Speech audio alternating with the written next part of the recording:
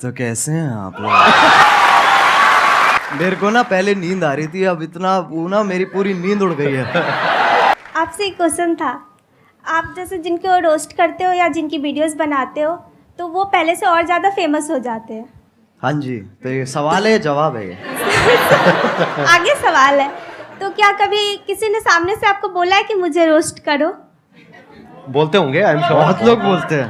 तो आप करते हो? नहीं। अगर उसकी हरकतें बहुत बढ़िया हैं तो मैं कर दूंगा, नहीं है तो फिर जाने देता हूँ मैं। ज्यादातर वही होता है, जो लोग बोल रहे होते हैं कि हमें रोस्ट करो, उनका इतना सही होता नहीं है, और जिन लोगों का सही होता है वो इतना बोलते नहीं है। Thank you sir. Thank you. Sir मैंने आपकी जो वीडियोस देखी है, मतलब इट्स मोस्टली ऑफ रोस्टिंग। तो सर अगर आपको संदीप सर को रोस्ट करना हो तो आप कैसे करिए? जस्ट और कि आप एक बार बोल दो। मैं संदीप सर को क्या रोस्ट करूं? मैं खुद डिप्रेशन में ऑलरेडी हूँ। मैं कहाँ से लेके आऊँ?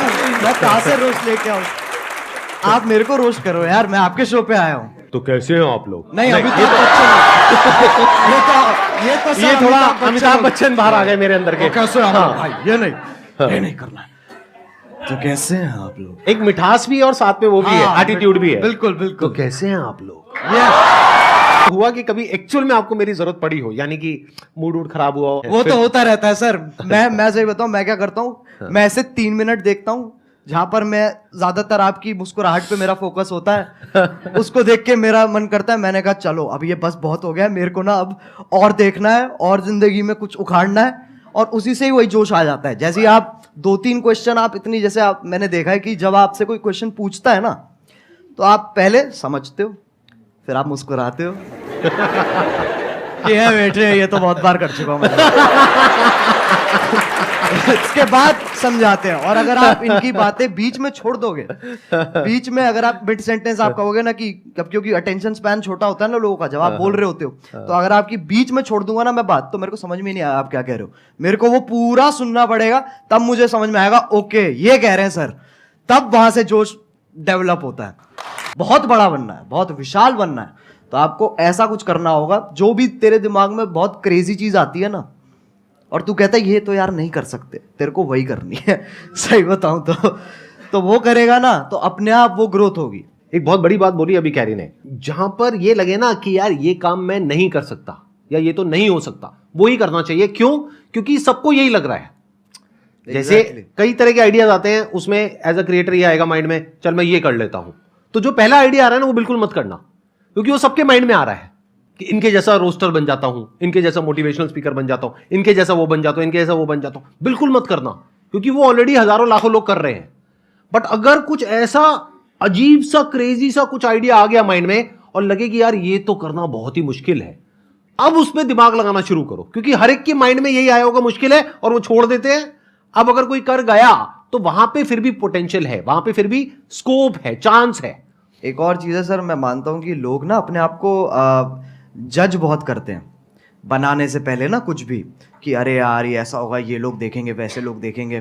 तो एक बहुत ही ना अपने आप से ये एक डिस्कम्फर्ट चलता रहता है लोगों का, जो कि मैं कहूँगा कि बच्चों में इतना नहीं होता, बट जैसे जैसे आप बड़े होते हो ना, ये चीज़ मैंने भी रियलाइज़ करी है कि पहले मैं जितना अपने आप को जज नहीं करता था, अब मैं ज़्यादा करता हूँ।